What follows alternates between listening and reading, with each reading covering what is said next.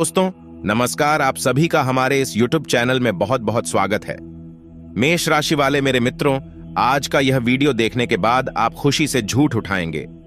जी हां दोस्तों, क्योंकि आपकी राशि में कुछ ऐसे अनोखे युग का निर्माण हो चुका है जिससे सीधे तौर पर भगवान श्री हरि विष्णु की और माता लक्ष्मी की आपके ऊपर कृपा होने जा रही है, जिससे आपको ऐसी दो चीज मिलने वाली हैं जिनकी आपको जीवन भर तमन्ना थी, जिसके लिए आपने जीवन भर मेहनत की है, प्रयास की है, लेकिन अब तक आपको वो चीज मिल नहीं पी है।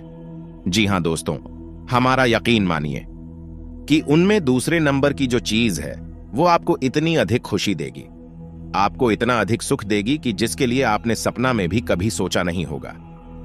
जी हां दोस्तों, अब आपका सपना सच होने जा रहा है, तो हो जाइए तैयार अपनी राशि के बड़े में सब कुछ जन के लिए। जी हां दोस्तों, और यह कोई साधारण वीडियो नहीं है, पूर्ण रूप से ज्योतिषी पालनपुर के बाद ग्रह गोचर पर आधारित है। इसलिए इस वीडियो में बताई गई हर एक बात पत्थर की लकीर है और आपके जीवन में ये दो बातें अवश्य होने वाली हैं, इसे कोई टाल नहीं सकता है। तो चलिए दोस्तों, वीडियो की शुरुआत करते हैं। कमेंट में जय मां लक्ष्मी अवश्य लिखे, जिससे माता लक्ष्मी की आपको सीधी कृपा प्राप्त होती चली। दोस्तों, इस संसार में कोई भी ऐसा इंसान नहीं होगा जो खुशी को ना चाहता हो, यानी कि वह जीवन भर सिर्फ इसीलिए प्रयास करता। राहत है कि उसे खुशी मिले, आनंद मिले और उसके जीवन में शांति और सुकून आए, लेकिन यह सबकी नसीब में नहीं होता है। कठोर परिश्रम के बाद भी सबको सुख प्राप्त नहीं होते हैं, खुशियां प्राप्त नहीं होती हैं, क्योंकि भगवान जिसे भी सुख देना चाहते हैं उसे सुख देते हैं, और जिसे भी दुख देना चाहते हैं उसे दुख देते हैं। यह तो भगवान की लीला है, लेकिन इसमें भी कुछ गहरी राज है, क्योंकि सुख के बाद दुख और दुख के बाद सुख एक पर चला है। तो इसके लिए हमें भगवान को यह स्वयं को दूसरी नहीं मानना चाहिए। यह तो दिन और रात के समाज चलने वाला एक कम है।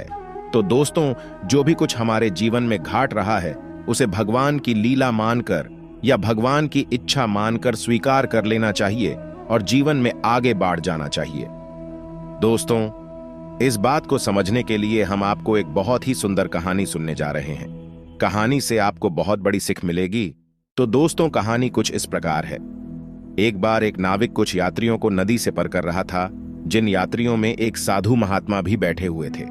तभी जब नव नदी के भीषण बीच पहुंची तो नाविक ने चिल्लाकर सभी से कहा कि जिन जिन को तैरना आता है वे अपनी जान बचावे, नदी में कूद जावे। ऐसा सुनते ही सभी यात्रियों में खलबली मच गई, क्योंकि जान सबको ही प्यारी होती है, लेकिन साधु महात्मा चुपचाप बैठी रहे। तभी अचानक उन्होंने अपना एक कमांडल उठाया और नदी से जल भर भर कर नव में डालने लगे रहा। लेकिन कुछ देर बाद कुछ ऐसा संतुलन बना कि नव स्थिर हो गई, और नाविक ने सबसे कहा कि अब चिंता की कोई बात नहीं है, अब नव नहीं डूबेगी। चुपचाप अपनी जगह पर सभी लोग शांति से निडर होकर बैठे रहे। तो जब ऐसा साधु महात्मा ने सुना तो वे नव में से कमंडल में पानी जो उन्होंने नव में डाला था उसे पानी को उठा के नदी में वापस डालने लगे। जब ऐसी क्रिया उसे नाविक ने अच्छी तो नव को किनारे पर ले जान के बाद साधु महात्मा से हाथ जोड़कर उन्होंने ऐसा पूछा कि है महात्मा, जब हमने कहा कि नव डूबने वाली है तो आपने उसमें और पानी डाल दिया, और जब हमने कहा कि अब नव नहीं डूबेगी तो आपने नव से पानी निकालकर वापस नदी में डाल दिया। आपकी यह लीला हमें कुछ समझ में नहीं आई, तो कुछ समझाएं। तो साधु महात्मा बोले कि जब तुमने कहा कि नव डूबने वाली है तो हमने इसे ईश्वर की इच्छा मानकर ईश्वर का सहयोग करने के लिए और ज्यादा पानी नव में डाल दिया, लेकिन जब तुमने कहा कि नव अब नहीं डूबेगी तो हमने उसे भी ईश्वर की इच्छा मानकर नव से पानी घर वापस नदी में डाल दिया। यानी कि ईश्वर हमारे साथ जो भी करना चाहते हैं हमें उसमें सहयोग करना चाहिए, तभी हम ईश्वर के प्रिय बनते हैं और सच्चे भक्ति बनते हैं। और इस संसार में चाहे कितने ही कष्ट हो, कितने ही दुख हो, लेकिन जो ईश्वर के सच्चे भक्ति होते हैं उन्हें कष्ट, दुख, तकलीफ हैं कभी ऊब भी नहीं पाते हैं। जी हां दोस्तों, तो आपसे भी हमारी यही विनती रहेगी कि आपके जीवन में चाहे भले ही कितने ही कष्ट क्यों ना गुजरे हैं, आपने बहुत मेहनत क्यों ना की है, आपने कठोर परिश्रम किया है, जीवन भर सुख की तलाश की है, लेकिन आपको अब तक मनचाहा सुख प्राप्त नहीं हो पाया है, आपके कासन का अंत भी नहीं हो पाया है। जहां एक तकलीफ समाप्त होती है तो दूसरी नई तकलीफ सर उठाने लगती है। आप एक समस्या का हाल निकलते हैं तो दूसरी समस्या खड़ी हो जाती है। आपको ऐसा लगता है कि जैसे आपका पूरा जीवन ही इस संघर्ष में गुजर जाएगा, तो ऐसा नहीं है। दोस्तों, ईश्वर इन संघर्षों के मध्य से आपको कुछ ना कुछ बताने की कोशिश कर रहे हैं। और तब भी यदि आपको कुछ खास समझ में ना आए, सिर्फ अंधकार ही अंधकार दिखाई दे, तो अपने जीवन की हर एक समस्या और तकलीफ को ईश्वर की इच्छा मानकर स्वीकार कर लेना है। लेकिन दुखी नहीं होना है। इसमें भी ईश्वर का धन्यवाद देना है कि है प्रभु, अब मैं जो जीवन जी रहा हूं वो आपकी मर्जी से जी रहा हूं। तब ईश्वर भी आपसे खुश होंगे और आपके हर एक दुख, कष्ट और तकलीफ को हर लेंगे। जी हां दोस्तों, इस संसार में तकलीफ किसको नहीं है। हर एक इंसान पीड़ित है, परेशान है, और यदि आप गौर से समझना का प्रयास करें तो अपनी तकलीफ होगा। जिम्मेदार इंसान स्वयं ही होता है। कभी कभी इंसान ऐसे लोगों से सलाह ले लेता है जो सलाह देने के काबिल ही नहीं है, और कभी कभी इंसान स्वयं ही पाठ भ्रष्ट हो जाता है और अपने रास्ते से भटक जाता है और ऐसे ऐसे क्रियाकलाप कर देता है जिनकी सजावट जीवन भर भूगोलता राहत है।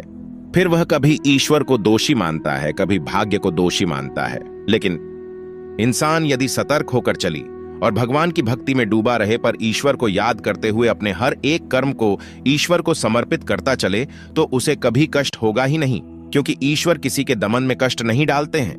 जी हां दोस्तों, हम जानते हैं कि आपने अपने जीवन में बहुत कुछ मेहनत करने के बाद हासिल करने का प्रयास किया है। आपने बहुत कुछ सीखा भी है। जी हां दोस्तों, आपने कई लोगों से धोखे सही हैं, कई लोगों से आपने कई पीड़ाएं सही हैं।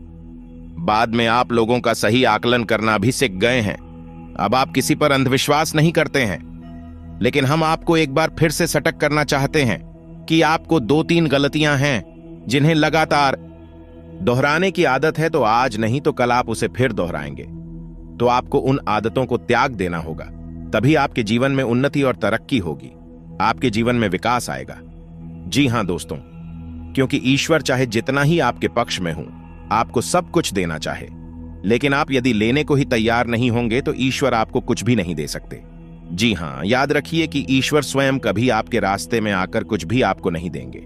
ईश्वर तो किसी ऐन किसी को मध्य बनाते हैं। मध्य कुछ भी हो सकता है, चाहे वह कोई धंधा या व्यापार होगा, चाहे वह कोई दूसरा इंसान होगा जो आपका मददगार होगा और आपको एक नई राह दिखाएगा। जी हां दोस्तों, इसके लिए आपको अपनी सद्बुद्धि कायम रखती होगी और आपको अपने कर्म शुद्ध और स्वच्छ रखना होंगे। जी हां दोस्तों, तो 3 चीज हैं। जीन्स आपको हमेशा दूर रहना है, उन्हें हम पहले आपको बता देते हैं। फिर कौन सी वो 2 चीज हैं जो आपको मिलने जा रही हैं, उनके बड़े में भी आपको हम बताएंगे। तो दोस्तों, आपको अपने जीवन में कितना ही तकलीफ क्यों ना मिले, कितना ही कष्ट क्यों ना मिले, लेकिन आपको भूले से भी क्रोध नहीं करना है। जी हां दोस्तों, आपकी यह आदत बहुत बुरी है। आप गुस्सा बहुत जल्दी हो जाते हैं। यही कहीं की लंबी तकलीफें, सते सते संघर्ष और कष्ट सहित आपके मां में गुस्सा कहानी दबा पड़ा है, तो जरा सी चिंगारी मिलते ही वह उठाता है और किसी अपने पर ही आपका क्रोध निकाल जाता है, जिससे आपके रिश्ते भी खराब होने लगता है और आप एक भयंकर नकारात्मकता में घिर जाते हैं। तो आपको अपने क्रोध को जितना होगा और आपको क्रोध को जितने के लिए ईश्वर की भक्ति में जाना होगा। जी हां दोस्तों, भक्ति का मार्ग एक सात्विक मार्ग है। जो इंसान भक्ति में जीवन जीता है, उसे कभी फिर क्रोध नहीं आता है। जी हां दोस्तों, दूसरी गलती जो आप अक्सर कर जाते हैं वह कि आप दूसरों पर बड़ी आसानी से भरोसा कर लेते हैं। जी हां दोस्तों, आप ऐसे ऐसे लोगों पर भी भरोसा कर जाते हैं जो कुछ ही समय पहले आपसे मिले थे, लेकिन आपसे चिकनी बातें करके आपसे लाभ ले जाते हैं और अब अंधविश्वास करके धोखा कर जाते हैं।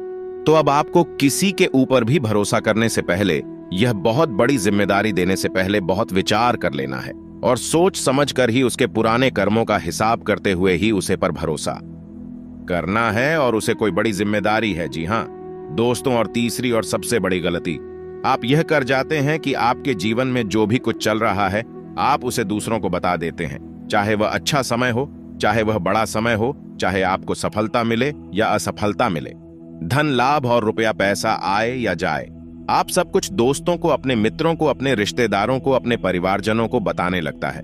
लेकिन दोस्तों, यह सही नहीं है।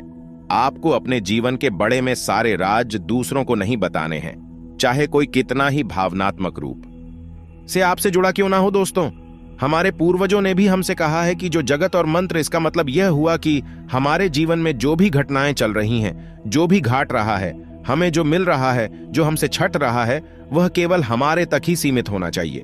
जब तक जरूर ना पड़े, आवश्यकता ना हो, तब तक दूसरों को नहीं बताना चाहिए, तो हमारे जीवन में सद्गति प्राप्त होती है और हमें अच्छे फल प्राप्त करने लगता है।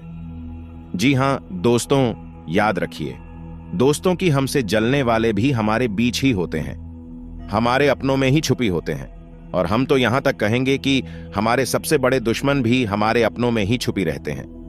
हम उन्हें पहचान नहीं पाते क्योंकि हमारी आंखों पे भावनाओं के पर्दे चढ़े होते हैं। फिर अचानक एक दिन जब पर्दे उतरते हैं तो हम चौंक जाते हैं और हमें लगता है कि ये जीवन की काली सच्चाई है, लेकिन यह काली सच्चाई नहीं है। जीवन इसी तरह चला है। दोस्तों, तो आपको भावनात्मक रूप से सटक रहना है, अपने गुप्त रहस्य किसी को भी नहीं बताना है। जब समय आएगा तो स्वयं ही लोगों को पता ग जाएगा। तो उम्मीद है दोस्तों कि आपने हमारी बातें समझ ली होगी और आप इन बटन को अपने जीवन में अवश्य ही अपनाएंगे। अब हम आपको बताने जा रहे हैं कि भगवान श्री हरि विष्णु और माता लक्ष्मी आपके ऊपर कौन सी कृपा करने जा रहे हैं और आपको कौन से विशेष लाभ प्राप्त हो रहे हैं। जी हां दोस्तों, हम आपको बता दें कि अगले 24 घंटे में अपने जीवन में एक ऐसा विशेष योग बने जा रहा है जिससे आपको धन लाभ के अवसर प्राप्त होंगे। जी हां दोस्तों, और यह स्थिति अगले 24 से 48 घंटा तक बनी रहेगी। जी हां दोस्तों, जैसे कि आपने कहानी पर धन लगाया था तो आपको बहुत लाभ मिलेगा। जैसे कि आपका रुख हुआ, धन कहानी था तो वह आपको मिल जाएगा। जी हां दोस्तों, बेसिक ही टुकड़ों में मिलन शुरू हो जाए, लेकिन मिलेगा अवश्य। यानी कि धन से संबंधित आपकी समस्या अगले 24 घंटा में दूर हो जाएगी। आमदनी के आपके नए स्रोत बनेंगे और आपको कुछ ऐसे रास्ते पता चलेंगे, कुछ ऐसे मार्ग पता चलेंगे जहां से आसानी से धन प्राप्त किया जा सकता है।